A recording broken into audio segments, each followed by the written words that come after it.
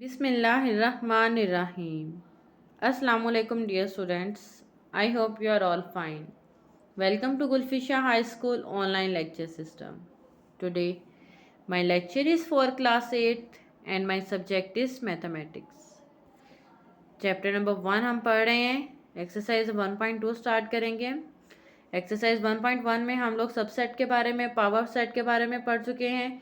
तो इसमें अब हम यूनियन और इंटरसेक्शन के बारे में पढ़ेंगे कि यूनियन और इंटरसेक्शन को कैसे फाइंड आउट करते हैं. यूनियन फाइंड करने का तरीका क्या होता है कि जो सेट हमें दिए जाते हैं, दो सेट दिए जाते हैं, उनमें टोटल जितने भी एलिमेंट्स हैं उन सबको एज इट इज़ नीचे राइट कर देना, वो यूनियन कहलाता है. और जो इंटरसेक्शन होता है, इंटरसेक्शन उससे बोलते हैं कि जो दो सेट हमें दिए गए हैं उनमें जो कॉमन एलिमेंट्स हैं उनको राइट करना, वो इंटरसेक्शन कहलाता है. ये पहला सवाल अब हम इसका करते हैं. इसमें पहले सवाल में हमें दो पार्ट दिए हुए, दो वैल्यूज़ हैं और दो ही सवाल, हमने दोनों वैल्यूज़ को दोनों पार्ट्स के साथ सॉल्व करना है. पहले हम ए वाले पार्ट को करेंगे एक वैल्यू के साथ. देखिए ए वाली वैल्यू दी हुई है 1 से लेके 10 तक, बी वाली दी है 7 से लेके 12 तक. सोल्यूशन इसका निकालते हैं. यूनियन हमने फाइंड करना है, दोनों की वैल्यूज़ को लिखेंगे जो नंबर्स हमें दिए गए हैं दोनों में, ए में भी और बी में भी, वो सारे के सारे एलिमेंट्स हम लोग नीचे लिख देंगे जैसे यहाँ पर लिखा हुआ है. इसी तरह लेफ्ट हैंड साइड में और इसी तरह राइट हैंड साइड में बी की वैल्यू पहले आ जाएगी, लेफ्ट हैंड साइड में ए की वैल्यू पहले आएगी और आंसर हमारी दोनों वैल्यूज़ का सेम आएगा, मतलब इक्वल आएगा, लेफ्ट हैंड साइड का भी और राइट हैंड साइड का भी. इसी तरह दूसरी वैल्यू है, उससे हम इंटरसेक्शन फाइंड करेंगे. इसी वैल्यू से हम इंटरसेक्शन फाइंड करेंगे. इंटरसेक्शन में क्या करते हैं हम लोग, जो कॉमन वैल्यूज़ होती हैं, जैसा ए है उसमें 1 से लेके 10 तक है, बी में जो है वो 7 से लेके 12 तक है, और इसमें जो कॉमन वैल्यूज़ हैं देखा जाए तो 7 है वो भी दोनों में मौजूद है, 8 वो भी दोनों में मौजूद है, 9 वो भी दोनों में मौजूद है और 10 वो भी दोनों में मौजूद है, मतलब ये कॉमन एलिमेंट्स हैं. तो वो हम लिख देंगे इंटरसेक्शन में, मतलब हमारी लेफ्ट हैंड साइड सॉल्व हो जाएगी. जब राइट हैंड साइड सॉल्व करेंगे तो इसमें बी की वैल्यू पहले आ जाएगी और ए की बाद में आएगी. तो इसमें भी हमने वही करना है कि जो कॉमन एलिमेंट्स हैं वो हमने लिख देने हैं. तो इसमें देखें लेफ्ट हैंड साइड और राइट हैंड साइड दोनों के जब हमने सॉल्व किया उसका आंसर सेम आया है, तो हम लिख सकते हैं कि A intersection B equal to B intersection A. इसी तरह इसका सेकंड पार्ट है. सेकंड पार्ट में भी आपने यही स्टेप फॉलो करना है, बस इसमें क्या होगा, इसमें नंबर्स चेंज होंगे, जो एलिमेंट्स हमें दिए गए हैं वो चेंज होंगे, बाकी प्रोसेस सेम है कि यूनियन में हमने सारी वैल्यूज़ लिख दी हैं और इंटरसेक्शन में जस्ट कॉमन वैल्यूज़ लिखनी है और हमारा लेफ्ट हैंड साइड और राइट हैंड साइड इक्वल आ जाएगा. क्वेश्चन नंबर थर्ड है, सेकंड है, इसमें हमने वेरीफाई करना है. जैसे हमने पिछले सवालों में उसमें हमने दो वैल्यूज़ को सॉल्व किया था, अब तीन वैल्यूज़ को सॉल्व करेंगे. पहला सवाल है हमारे पास x union into Y union z equal to into X union Y union z. हमने इनको इक्वल करना है. आप सबको पता है कि जब हम मैथ सॉल्व करते हैं हम ब्रैकेट्स को बहुत ध्यान से सॉल्व करते हैं कि यहाँ पे ब्रैकेट्स 3 टाइप की होती हैं, छोटी ब्रैकेट होती है, फिर दरमियानी और फिर बड़ी ब्रैकेट. तो हमने सबसे पहले छोटी ब्रैकेट को सॉल्व करना होता है. तो जब हम पहला सवाल हल करेंगे x union Y union z equal to X union Y union z, तो इसमें जब हम लेफ्ट हैंड साइड को सॉल्व करेंगे x union into Y union z को, पहले हम ब्रैकेट वाली वैल्यू को सॉल्व करेंगे, मतलब y यूनियन z को सॉल्व करेंगे.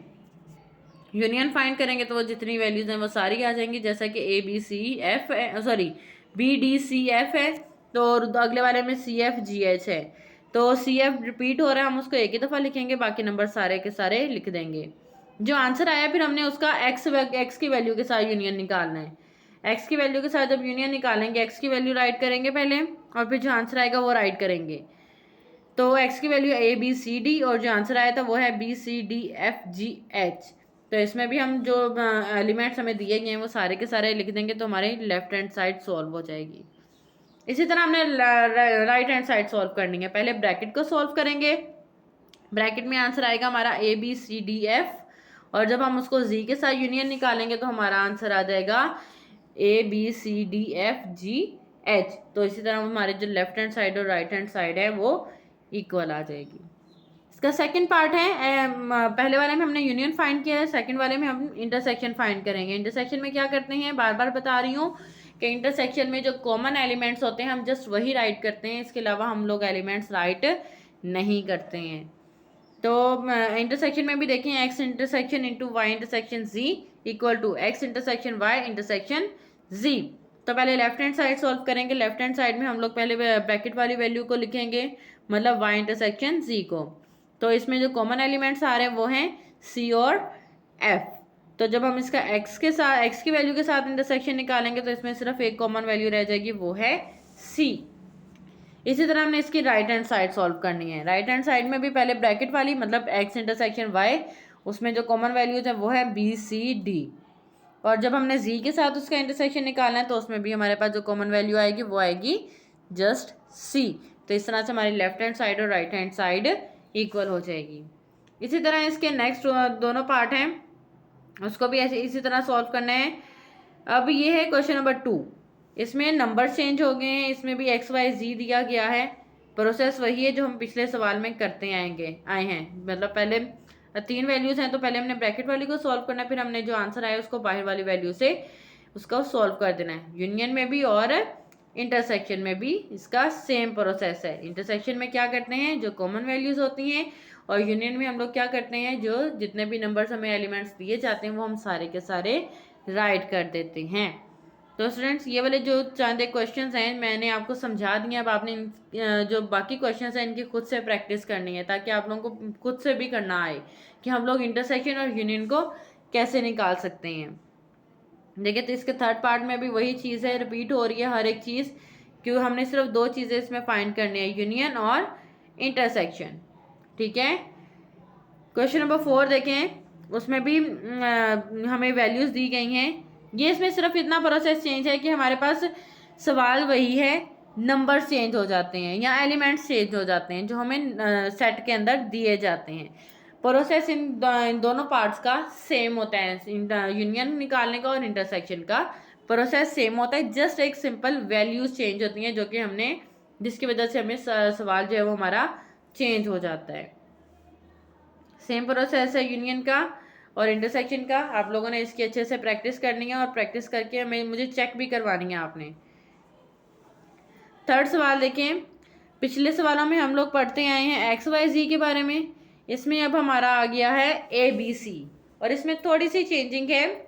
इसमें हमारे पास ए बी सी दिया गया है, लेकिन इसमें थोड़ा प्रोसेस चेंज ये है कि हमने इसमें इंटरसेक्शन और यूनियन दोनों इकट्ठे दिए गए हैं, और थोड़ा सा प्रोसेस इसका चेंज हो जाएगा कि जहाँ पर हम लोग ब्रैकेट में सॉल्व करते थे यूनियन या इंटरसेक्शन को, तो फिर बाहर भी हम लोग यूनियन और इंटरसेक्शन को सॉल्व करते थे। लेकिन इसमें ऐसा नहीं है। इसमें देखिए, पहला सवाल है A union into B intersection C equal to A union B intersection A union C. तो इसमें थोड़ा सा चेंज है। इसमें देखिए, लेफ्ट हैंड साइड जो है उसमें ब्रैकेट में बी इंटरसेक्शन सी दिया गया है। तो बी इंटरसेक्शन को सी को जब हम सॉल्व करेंगे तो उसमें जो कॉमन वैल्यू आएगी वो है एफ, और जब हम उसका ए के साथ यूनियन निकालेंगे तो वो आ जाएगा ए बी सी एफ। इसी तरह जब हम राइट हैंड साइड को सॉल्व करेंगे उसमें भी ब्रैकेट वाली 2 वैल्यूज हैं, ए यूनियन बी और ए यूनियन सी। फिर जो उनका आंसर आएगा उसका हमने इंटरसेक्शन निकालना है। ए यूनियन बी निकालेंगे तो हमारे पास आएगा A B C D F, और जब हम ए से यूनियन सी निकालेंगे तो आएगा ए बी सी एफ। और जब इन दोनों का वो लेंगे, इंटरसेक्शन लेंगे, तो हमारा आंसर आ जाएगा ए बी सी एफ। मतलब लेफ्ट हैंड साइड और राइट हैंड साइड का आंसर इक्वल आ जाएगा। ये था क्वेश्चन नंबर 3। क्वेश्चन नंबर 4 है, वो भी सेम इसी तरह प्रोसेस है जैसे हमने पीछे किया है, लेकिन इसमें क्या चेंजिंग है, इसमें नंबर्स हमारे पास जो एलिमेंट्स दिए गए हैं वो थोड़े से डिफरेंट हैं। पहले तो हमें दिया जाता है ए बी सी डी, या फिर 1 2 3 4 5, इस हिसाब से नंबर्स दिए जाते थे। इसमें भी है प्रोसेस वो, लेकिन नंबर्स को कम कर दिया है। जैसे ए में हमारे पास 0 दे दिया है, बी में 0 1 दे दिया है, सी हमें खाली सेट दे दिया है। तो हमने ए, जब इसको सॉल्व करना है, A union into B intersection C और equal to A union B intersection A union C को जब हम सॉल्व करेंगे तो B intersection, left hand side में देखिए बी इंटरसेक्शन सी है। जब इसमें इंटरसेक्शन करेंगे तो हमारे पास कोई भी कॉमन एलिमेंट नहीं है, तो हम खाली सेट वैसे का वैसे ही लिख देंगे। और जब ए के साथ उसका यूनियन निकालेंगे तो वो ऑब्वियसली 0 है ए में, तो वो 0 आ जाएगा। इसी तरह इसकी राइट हैंड साइड है, उसमें देखें ए यूनियन बी निकालेंगे और ए यूनियन सी निकालेंगे, तो ए यूनियन बी का जो आंसर आएगा वो आएगा 0 1, ए यूनियन सी का जो आंसर आएगा वो आएगा 0। जब हम इनका इंटरसेक्शन लेंगे तो देखें 0 जो है वो दोनों में मौजूद है। तो इस तरह से हमारी लेफ्ट हैंड साइड और राइट हैंड साइड इक्वल हो जाएगी। हमारा आज का लास्ट सवाल है De Morgan law. Most important question है ये।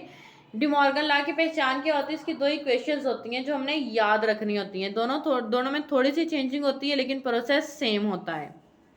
इसमें पहले देखिए सवाल में हमें दिया गया है यू है, उसमें एन लिखा हुआ है। एन का मतलब होता है नेचुरल नंबर्स। ए के आगे है खाली सेट 5 का मतलब कोई नंबर नहीं है, और बी जो है वो प्राइम नंबर्स हैं। ठीक है, और इनकी लिमिट नहीं दी गई है, वही चलते जा रहे हैं। जैसे यू एन इक्वल टू 1 2 3 आगे डॉट्स लगाए हैं कि वो चलते जा रहे हैं। ए जो है वो खाली सेट है, बी जो है प्राइम नंबर्स हैं तो 2 3 5 7 9 इस तरह वो नंबर्स चलते जा रहे हैं। डिमॉर्गन लॉ, अब देखिए डिमॉर्गन लॉ दो तरीके का होता है। एक होता है ए यूनियन बी कंप्लीमेंट उसका, और उसकी राइट हैंड साइड होती है वो होती है A complement intersection B complement. ये एक रूल होता है। दूसरा रूल होता है ए इंटरसेक्शन बी का complement equal to A complement union B complement. Process same होता है, बस थोड़ा इंटरसेक्शन और यूनियन को चेंज कर दिया उन्होंने। एक सवाल मैं आपको समझाऊंगी, दूसरा सवाल आप मुझे करके दिखाएंगे। पहला सवाल है ए यूनियन बी इंटर का कंप्लीमेंट। कंप्लीमेंट भी बाद में पढ़ते हैं, पहले हम यूनियन निकालेंगे क्योंकि ब्रैकेट में पहले यूनियन दिया गया है। यूनियन निकालेंगे तो सारी की सारी वैल्यूज आ जाएंगी। ठीक है, और जब कंप्लीमेंट लेना है तो पीछे मैंने आपको यू की वैल्यू दिखाई थी। यू जो है फिर जो हमारे पास आंसर आना है ए यूनियन बी का, कंप्लीमेंट के साइन को खत्म करने का मतलब है U minus A union B. क्या मतलब यू में से माइनस कर देना है जो हमें वैल्यू दी गई है। यू की वैल्यू लिखेंगे, माइनस करेंगे ए यूनियन बी को। माइनस का मतलब इसमें क्या होता है कि पहले वाले में जो नंबर्स हैं और दूसरे वाले में नहीं हैं वो सारे नंबर्स हमारे आंसर में आ जाएंगे। फॉर एग्जांपल आप यू में देखो 1 4 6 8 9 10 मौजूद हैं, लेकिन ए यूनियन बी में मौजूद नहीं है। तो इसका मतलब ये हुआ कि 1 4 6 8 9 10 जो है वो हमारा लेफ्ट हैंड साइड का आंसर है, हमने उसको माइनस करके निकाला है। नेक्स्ट इसकी राइट हैंड साइड को सॉल्व करेंगे तो इसमें देखिए पहले कंप्लीमेंट को सॉल्व करेंगे फिर हम इसका इंटरसेक्शन निकालेंगे। कंप्लीमेंट सॉल्व करेंगे, यू माइनस ए करेंगे तो वो वैसे वैल्यू सेम आ जाएगी, और जब यू माइनस बी करेंगे तो आ जाएगा 1 4 6 8 इस तरह से आंसर उसका आ जाएगा। और जब हम दोनों आंसर्स को इंटरसेक्शन निकालेंगे तो हमारा आंसर आएगा 1 4 6 8 9 10 और ये नंबर्स चलते जाएंगे। इस तरह से प्रूव हो जाता है कि लेफ्ट हैंड साइड और राइट हैंड साइड इक्वल है। स्टूडेंट्स ये था हमारा आज का लेक्चर। आप लोगों ने ये जो नेक्स्ट जो क्वेश्चंस मैंने नहीं करवाए वो आप लोगों ने खुद से करने हैं और वो करके मुझे दिखाने भी हैं कि आप लोगों ने किस तरह से वो किए हैं। तो आप लोगों के लिए आएगा आप लोगों की लेफ्ट हैंड साइड और राइट हैंड साइड इक्वल आ रही है या नहीं। थैंक यू स्टूडेंट्स, अल्लाह हाफिज़। Subscribe GK channel, press bell icon, like comment and share.